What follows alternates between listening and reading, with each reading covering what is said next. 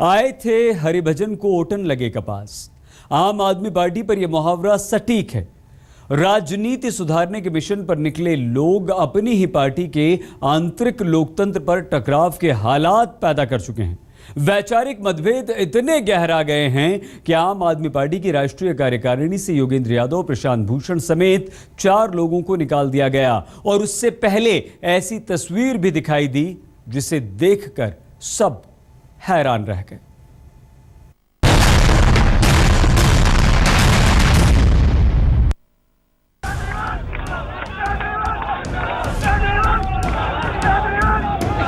सोचा नहीं था कि इस पार्टी में ऐसे दिन होंगे कि ये मुर्दाबाद के नारे लगेंगे अपने ही साथियों के बारे में।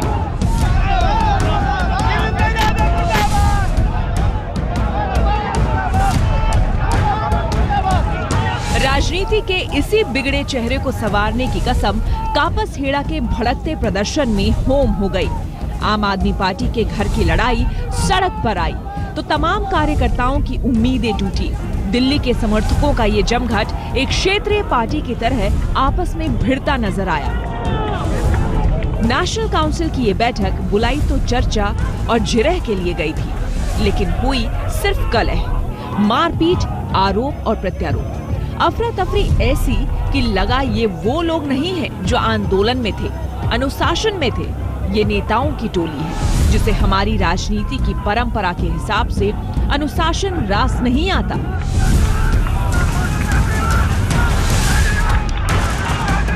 अरविंद केजरीवाल, प्रशांत भूषण और योगेंद्र यादव की कलह का हल निकालने के लिए कापसहेड़ा में आम आदमी पार्टी की नेशनल काउंसिल की बैठक बुलाई गई, लेकिन इन दोनों सहित 2 और लोगों को पार्टी की राष्ट्रीय कार्यकारिणी की बैठक से बाहर निकाल दिया गया। योगेंद्र यादव, प्रशांत भूषण, अजीत झा और प्रोफेसर आनंद कुमार को आम आदमी पार्टी की राष्ट्रीय कार्यकारिणी से निकाल दिया गया। अरविंद केजरीवाल खेमे का कहना है कि बैठक में रखा गया प्रस्ताव सदस्यों ने बहुमत से पास किया। इसके बाद इन 4 लोगों को राष्ट्रीय कार्यकारिणी की बैठक से निकाला गया। राष्ट्रीय परिषद ने सामूहिक रूप से कोई फैसला लिया है और 247 लोगों के सिग्नेचर हैं। 8 लोगों ने खिलाफ, वहां पे बैठे हुए लोगों ने उनके पक्ष में भी वोट दिया है 8 लोगों ने। तो अगर वो 8 लोग हमारे किसी दबाव में होते और जैसा वो बता रहे हैं बाउंसर और मारपीट हम कर रहे हैं, 8 लोगों ने तो उनके पक्ष में वोट दिया।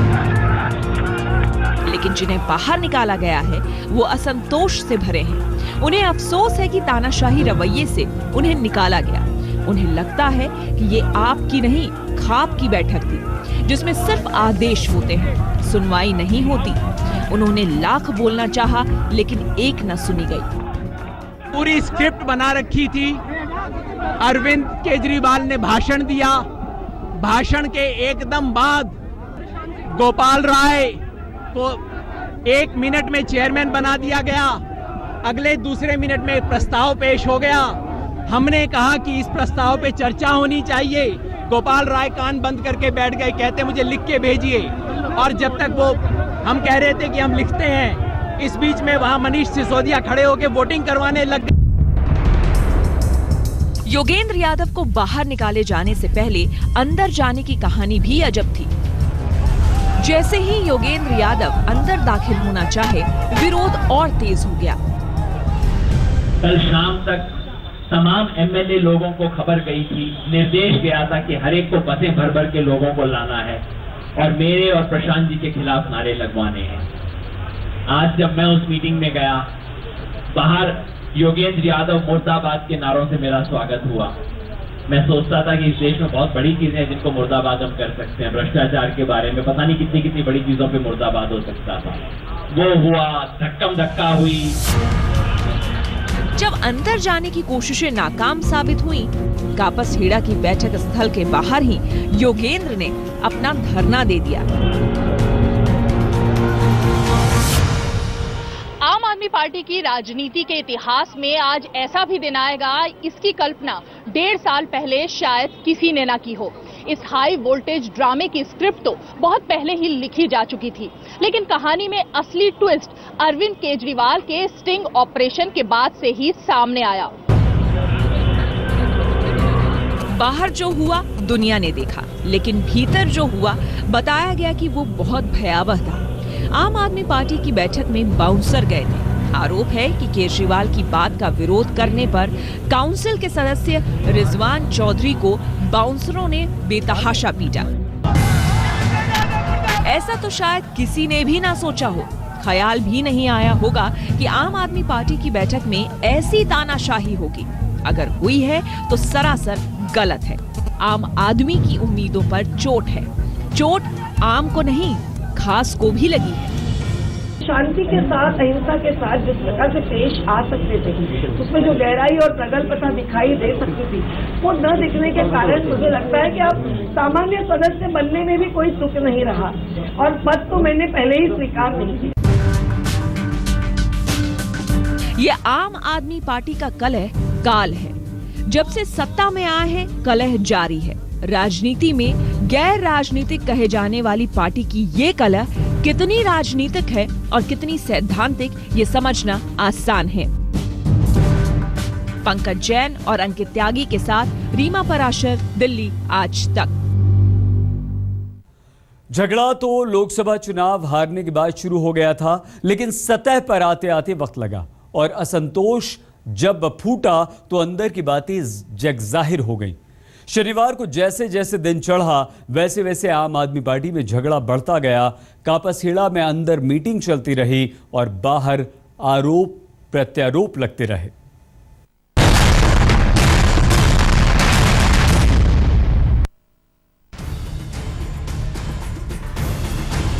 प्रशांत भूषण और योगेंद्र साहब, ये जो है दोनों बाहर हो गए। 4 आदमी पार्टी में कब्जा करके बैठे हैं। ये कार्यकारिणी की बैठक में लोकतंत्र की हत्या हुई है। तो लात मार मार के एक की तो हड्डी तोड़ दी गई। किसी भी प्रकार की कोई मारपीट नहीं हुई है। तिनका बिखर रही है झाड़ू। एक उम्मीद, एक यकीन, एक भरोसे का नाम बनकर उभरी थी आम आदमी पार्टी। लोगों को उम्मीद थी कि ये सियासत के चरित्र का शुद्धिकरण करेगी, मगर आज नेशनल काउंसिल की बैठक के बाद जो हालात बने हैं, उससे लगता है कि तिल तिल कर बिखर रहा है बदलाव का भरोसा। ऐसे ऐसे गुंडों को यहाँ लाया गया जो कि आज कुछ हमारे एमएलए कहे जाते हैं, वो वहाँ गुंडागिरी कर रहे थे, लोगों को पीट रहे थे। जो मारपीट की बात कही जा रही है, एकदम गलत बात है, एकदम झूठी बात है।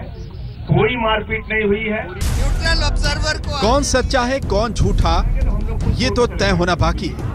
लेकिन जो तस्वीर आज राष्ट्रीय कार्यकारिणी की बैठक के पहले और उसके बाद दिखी, वो भी बेहद हंगामा खेज थी। कापासहेड़ा में जहां मीटिंग थी, वहां सुबह से ही गहमागहमी काफी बढ़ी हुई थी। देश भर से 309 सदस्यों को बैठक में शामिल होने का न्योता दिया गया था, लेकिन बैठक में शामिल होने की दावेदारी इससे काफी ज्यादा थी। मौजूद है इस रिसोर्ट के सामने, जहां पर आज तमाम वो राष्ट्रीय परिषद की जो सदस्य हैं वो मौजूद हैं, पहुंचने लगे हैं। यहाँ पर जो वॉलंटियर्स हैं, मैं आप उनको दिखा दूं। यहाँ पीछे की तरफ अगर आप तस्वीर देखें, वॉलंटियर्स जो हैं वो यहाँ पर तैनात किए गए हैं, और वॉलंटियर्स के गले में इस तरह का ग्रीन कार्ड है, जो सिर्फ एक मैसेज देखने के बाद ही, सामने की तरफ आप देखें तो वहां पर मैसेज देखा जा रहा है इस वक्त मोबाइल पर कि एमसी मीट का इनको बुलावा आया है कि नहीं आया है।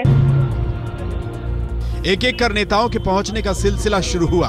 10 बजे से बैठक तय थी। अरविंद केजरीवाल आए तो उनका समर्थक धड़ा भी पहुंचा। प्रशांत भूषण और योगेंद्र यादव के खिलाफ उनके पहुंचने से पहले ही माहौल बन गया था। सुबह के करीब 9:45 बजे का वक्त रहा होगा। रिसोर्ट के गेट पर योगेंद्र यादव के साथ धक्का मुक्की हुई और विरोध में जमकर नारेबाजी भी।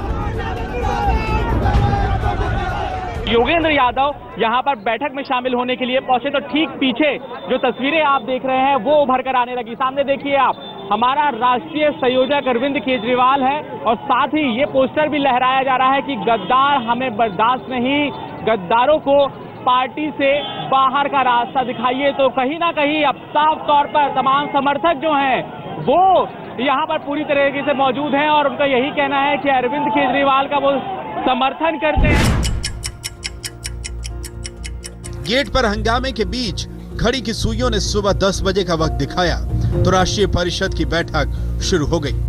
लेकिन योगेंद्र यादव भीतर नहीं गए। उनका आरोप था कि काउंसिल के काफी सदस्यों को अंदर जाने से रोका जा रहा है, जिसका उन्होंने विरोध किया।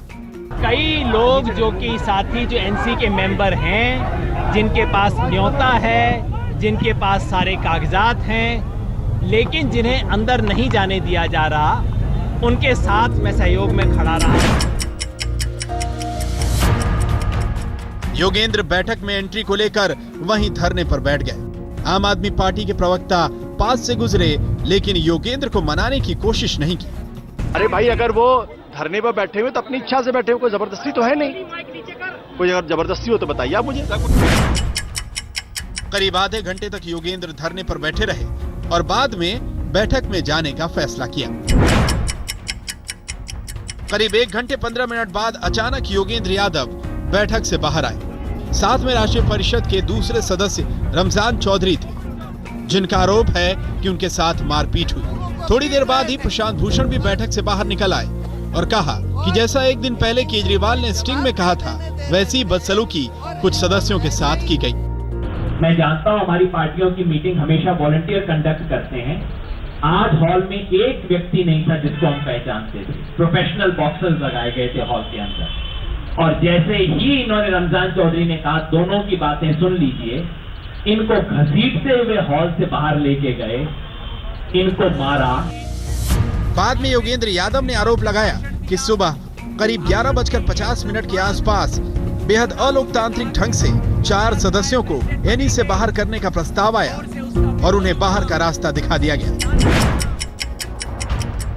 बात बढ़ी और योगेंद्र और प्रशांत के आरोप बैठक के भीतर पहुंचे तो संजय सिंह सामने आए और मारपीट के आरोपों को खारिज कर दिया। कोई मारपीट नहीं हुई है, और अगर आप कहेंगे जरूरत पड़ेगी तो उसके प्रमाण भी हम दे देंगे। इसलिए इस तरह की बात नहीं करनी चाहिए।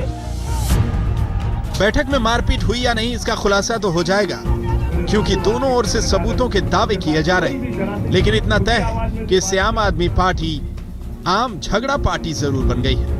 अरविंद ओझा, पंकज जैन, रजत सिंह के साथ बालकृष्ण, दिल्ली आज तक।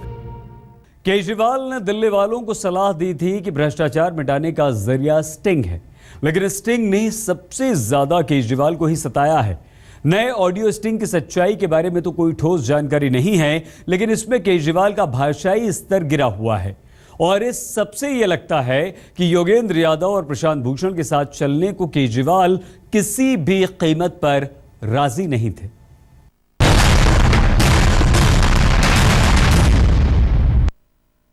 ये तो तय था कि इन्हें जाना होगा, लेकिन इस हाल में और इस माहौल में विदाई होगी, ये किसी ने नहीं सोचा था। सब पहले से ही लिखा जा चुका था और शायद इसीलिए माहौल भी बनाया गया। आम आदमी पार्टी की हर मीटिंग में, हर नेशनल एग्जीक्यूटिव की मीटिंग में, काउंसिल की मीटिंग में हमेशा उन्हें बुलाया गया है।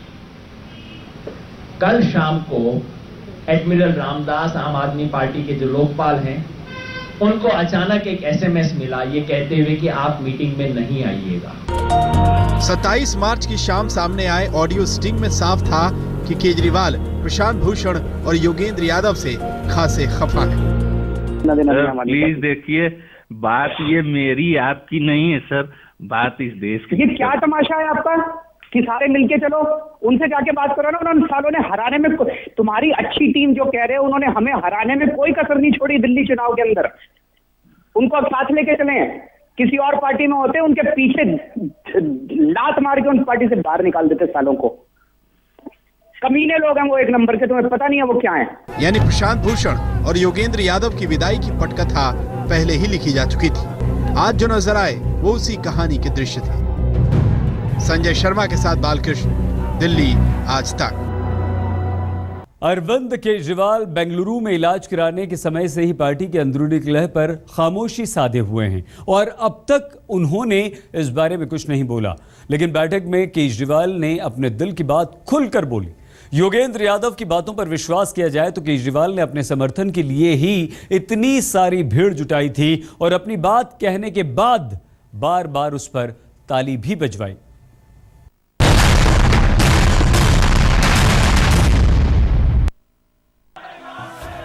लोकतंत्र का चेहरा संवारने निकले लोग अंदरूनी लोकतंत्र के पचड़े में घिरे हैं। ये आपके द्वारा आपका ही आपके लिए रचा गया क्लेश है। यहाँ लड़ाई अहम की और कद की है। केजरीवाल भी कुछ ऐसा कर रहे हैं जो पहले कभी नहीं किया। खुले में मौन साधे हैं और योगेंद्र यादव की माने तो बंद कमरे में खूब बोल रहे हैं। पूरे भाषण में केवल आरोपों की झड़ी थी। इन लोगों ने ये किया, सब पुराने आरोप जो आप सुन चुके होंगे। ये तय है कि केजरीवाल बहुमत में है और योगेंद्र यादव अल्पमत में। योगेंद्र यादव के उदास चेहरे का उन्हें भले कोई लाभ न मिले, लेकिन सहानुभूति जरूर मिली है। साथ ही इस घटना से संदेश ये गया है कि आम आदमी पार्टी अकेले केजरीवाल पार्टी हो गई है। फिलहाल ये कलह जारी है, न जाने अंत क्या होगा। अरविंद ओझा, पंकज जैन, रजत सिंह के साथ बालकृष्ण, दिल्ली आज तक।